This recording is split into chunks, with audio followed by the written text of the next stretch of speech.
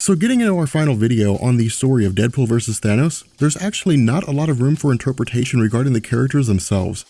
Instead, the ending of this story is largely just action with a bunch of funny moments.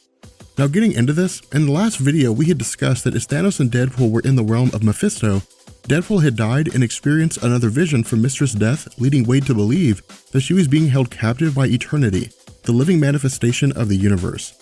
Now the conversation between Eternity and Mistress Death is very important here in that because Mistress Death is the physical representation of death itself, she is truly immortal and will stand at the end of all things, including the death of the universe and Eternity himself. And so to keep her from bringing about the end of all things, as is the natural course of life, Eternity kidnapped Mistress Death in order to keep anything from dying, including himself. Now in the midst of Eternity's rant, the two are greeted with the arrival of the In-Betweener. If you recall our discussion on the Infinity Gauntlet and the cosmic entities, we had talked about how two of these beings are called Master Order and Lord Chaos. As the representation of order and chaos, the two had created the In-Betweener to serve in order to ensure that chaos and order were maintained in the universe.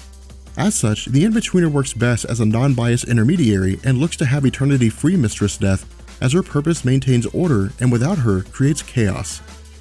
However, as In-Betweener reasons with Eternity, Deadpool and Thanos arrive following their experience with Mephisto. One thing that Seeley does here though, which is pretty interesting, is that he closes out one of the lingering plot threads by telling us that with Mephisto's realm under siege by the other Hell Lords, Thanos and Deadpool had helped to quell the threat and in turn were given passage to where Death was being held. What's also funny is that Deadpool is completely overwhelmed by the fact that he's basically standing in a massive void of emptiness with the universe represented as a giant guy who is basically holding Mistress Death hostage, while in the presence of the metaphysical representation of order and chaos, all in the midst of everyone's inability to die. And so using the conversation between the In-Betweener and Eternity as a distraction, the intention of Thanos is to rescue Mistress Death and escape without anyone noticing. However, when Thanos arrives at her side, Death pulls one of the biggest dick moves of all time when she ignores Thanos and calls out to Deadpool. Rushing to the side of his main squeeze, Deadpool knocks Thanos out of the way. Something that's also funny here is that Death makes a "that's what she said" joke when Wade tells her to give him some of the bone. But while all this is happening, Thanos is getting more and more pissed off. Reaching his breaking point and lashing out, Thanos is angry for a couple reasons here. The first is because he spent his entire life struggling to gain the affections of Mistress Death, only to be denied again. The second is because he has endured all of the foolishness of Wade to get to this point, and the third is that of all the people he could be turned down for, he was turned down for a Canadian. However, because of his actions and freaking out, he's drawn the attention of Eternity and In-Betweener, both of whom are far more powerful than either Thanos or Deadpool. And so banishing the In-Betweener and intending to kill Thanos, the initial reaction of Black Talon is that they're all doomed and that there's no way they can stand against the power of this magnitude. But as Mistress Death states, she's the embodiment of death, and the only people who can die are those who she wills to die. Something that I would also like you to notice here is that Seeley reconciles the concept of death in saying that while there are many manifestations of her character with different races or individuals in the realm of mysticism seeing her different ways, they all see the same person. And so because Eternity represents life in the form of all living things in the universe and death represents the end of all living things, the two are basically opposites. Imbuing Thanos and Deadpool with their power, the two have effectively become the physical avatars of death. Now using their vast power, both Thanos and Deadpool find themselves working together to defeat Eternity. Something I'd also like you to notice is that much like Thanos during the Infinity Gauntlet, his absolute power has led him to become arrogant and drunk with the power that he has. At the same time, he also despises his own existence. From the perspective of Thanos, he does not have the ability to control what Mistress Death does. And because she appeared to him when he was younger and unable to realize what she was doing, she had basically lured him into a trap where he was constantly pursuing the love of her and never receiving it. What this tells us is that in truth, Thanos doesn't view his life as being his own fault and has basically removed himself from the responsibility of his own actions, and that he could have walked away from Mistress Death at any point in time. Instead, he chose to stay attached to her and blame the universe for his refusal to leave. And so after beating Eternity within an inch of his life and possibly ending all existence, Deadpool steps in and stating that he and Thanos could get together for a three-way with Mistress Death, and that Thanos can spank Deadpool if he wants to. However, after lashing out, Thanos attacks Deadpool, but what happens next is extremely important, and is actually something I'd like you to keep in the back of your head. Where Deadpool is knocked out of the fray by Thanos, Mistress Death in turn strips him of his power over Death, meaning that Deadpool can now die if Thanos chooses to kill him.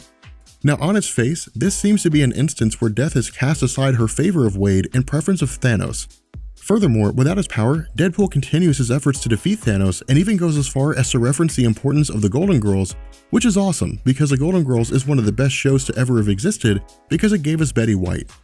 Attacking Deadpool in turn by throwing him through eternity and back into the universe, the plan of Mistress Death comes into full fruition.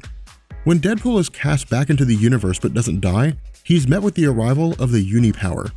As a refresher for this concept, the Unipower is the sum total of all power in the universe and exists to ensure the protection of eternity. As such, the Unipower is sentient but requires a host for it to achieve its goal of protecting all life. However, the Unipower only bonds itself with individuals who are worthy and responsible, but because the situation is so dire with all existence on the edge of destruction should Thanos kill eternity, the Unipower makes the case that in this instance, beggars can't be choosers.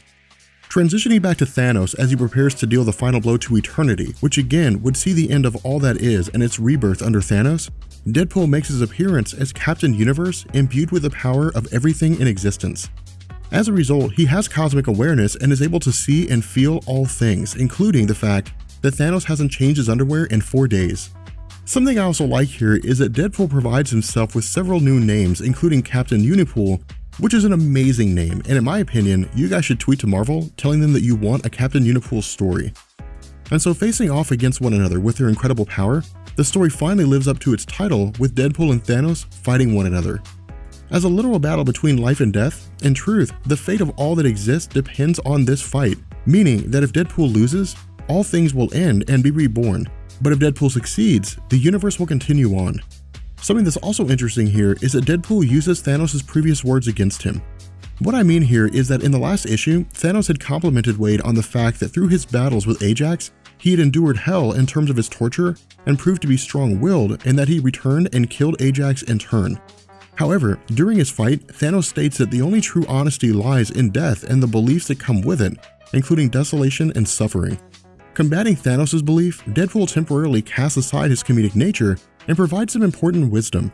What he says is that in addition to Thanos having previously expressed a respect for Wade's ability to endure the worst of situations and come out stronger, that Thanos himself does not represent death the same way that he thinks he does.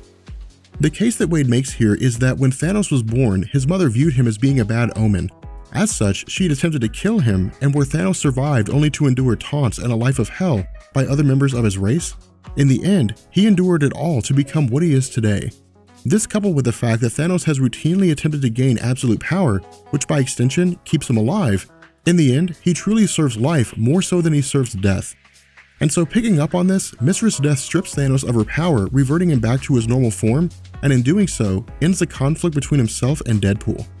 At the same time, because the crisis is over and Eternity's destruction has been averted, the Unipower leaves Deadpool, sending him back to his normal form as well, all while Mistress Death leaves back to her realm.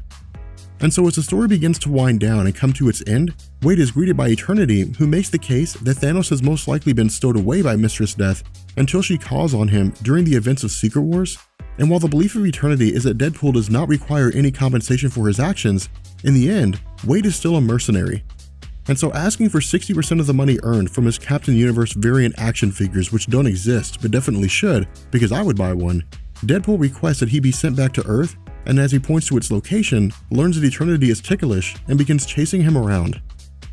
From here, we learn that with Mistress Death returning to her position, the universe is being restored to its normalcy, with all organisms and life itself returning to the cycle of life and death.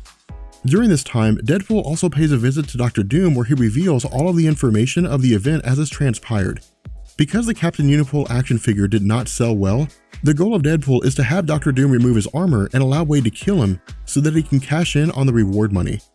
Refusing the offer and blasting Deadpool out of Latveria, the story comes to a close, with Black Talon revealing that he's freeing all of his zombies being held captive on his island. The reason being that because to him, he spent his entire life worshipping death and mysticism, but after witnessing the most recent conflict, he's chosen to cast this life aside in favor of pursuing different goals in his life.